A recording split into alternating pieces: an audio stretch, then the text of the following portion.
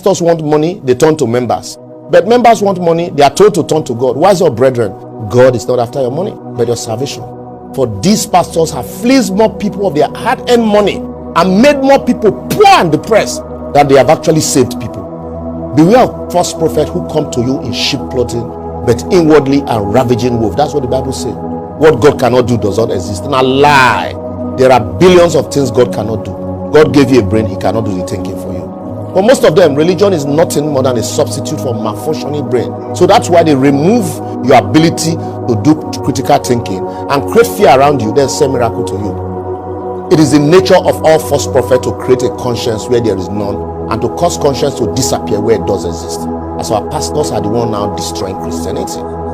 It is not in doubt that religion is the opium of the masses, and a lot of false prophets have taken advantage of this to deceiving unsuspecting followers for their own benefit. In Nigeria today, Ditto Africa, magicians have taken over the house of God and they parade themselves as prophet of God, while in actual sense, these people are all prophets of Baal. To them, Christianity starts and ends with giving, as they steal in the name of the Lord. The bigger your problem, the bigger you are told to donate. Challenge God and see if he will not offload his blessings upon you, they say.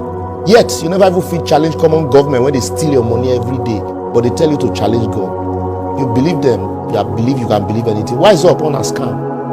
So that's why they remove your ability to do critical thinking and create fear around you, then say miracle to you. That fear, the key that unlocks the pocket of the rich and the poor and gullible. They tell you, even though I walk through the valley of the shadow of death, I will fear no evil, but the Lord is with me.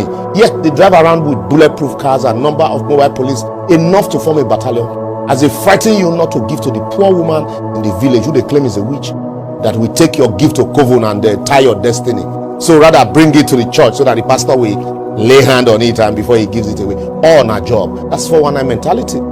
They would raise sword against anyone that preaches against tithe and offering, or first fruit, or taxes that they collect, even if that person is a true Christian or one of them. That's why everything to them starts and ends with donation. Let 20 people come out to give 1 million naira. After that 1 million, they go still reach 100 naira and 5 naira, stealing from both the rich and the poor. They are quick to shout Malachi 3:10. But we never point you to Deuteronomy 14:22-29, where the law of tithing was actually established and you were instructed to eat your tithe. That is why they celebrate the fraudulent, the corrupt, the wealthy than the meek and the righteous. They claim to be modern day Levi, but they forget that Levi is a tribe in Israel and yet are not a calling. So show me a Levi and I will give you my tithe. So why they don't call you into Tinubu or Bill Gates or Elon Musk family? Only thief masquerading as chief. Instead of a place of worship, they have turned the church into a gathering where the best of cars, clothing and materialistic things are showcased. Comic relief are entertained because of the hollowness and lack of godliness in these places. My God is not a poor God. No wonder more people are now questioning the existence of God, as they say, if his so-called messengers can be this carnal without repercussion, what then is the need?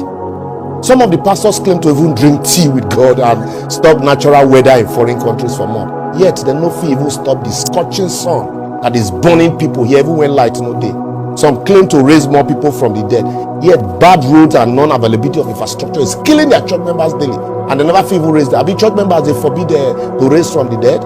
Others claim to hold the key to the kingdom, but what their followers do not know is that the key to the vault, when they won't give madam and girlfriends, now they hold, not the key to the kingdom. Some even say they stop a bullet with their hand and drove cars from Lagos to Abuja without fuel. They collect money from you to build schools, yet you can't afford to send your children there because of exorbitant fee. They promise you, they ask you to invest in the heaven, but are quickly collecting their return on investment here on earth. They tell you all sorts of lies in the name of God. And rather than lead people to God, they are actually chasing people away from God, while the few credible ones in church are silent because of mob criticism. Even motivational speakers today call themselves pastors too, as more people are calling God instead of God calling them. And why they criticize politicians in the afternoon, they go to collect tithe and offering from these same politicians in the night. And why you continue to carry your own cross? I will therefore advocate until we begin to judge this so-called God of men, masquerading as men of God, so that we also will be judged. We will continue to have charlatans occupy the pulpit until they completely eradicate the gospel and replace it with their own thought. True religious leaders must urgently rise up and speak up if they must salvage the already bad situation. To return to higher standard of living, the church, CAN, PFN and all other associations must abandon this so-called prophet and seek new leaders of their own choosing.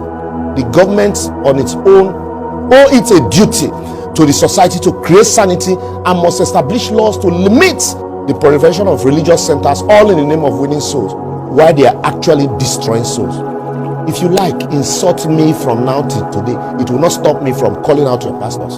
So, well, let me listen to your insults on our